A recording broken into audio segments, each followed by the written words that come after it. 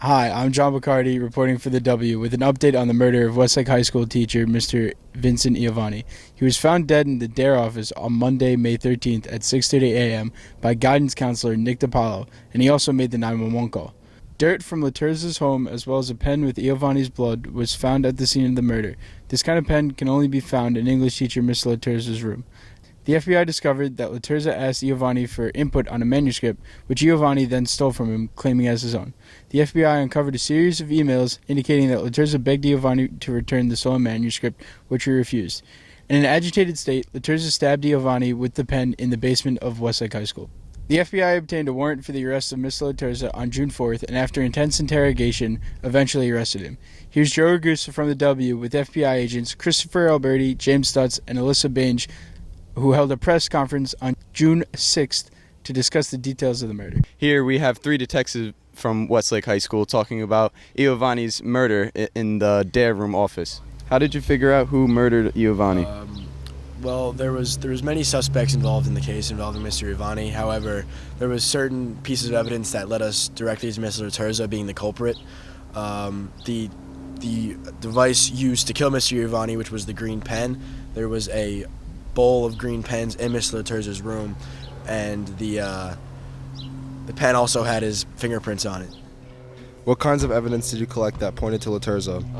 So, like James said, we had green pens that were on his desk that was used as the murder weapon, which led to his murder, because there was fingerprints on the green pen that we found in the DARE office that had blood all over it and everything, which led to Mr. Laterza's fingerprints. And we also had the soil samples that matched where Mr. Laterza was that day, and also phone records that showed multiple calls back and forth between them, and aggressive emails sent back and forth with each other. There's also reports of them arguing over a manuscript, and it is believed that Mr. Laterza stole Mr. Iovane's manuscript and attempted to use it as his own. Why did Laterza murder Iovane?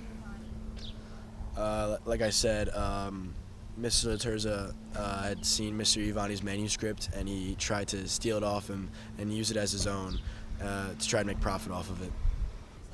What was your case for arresting Laterza?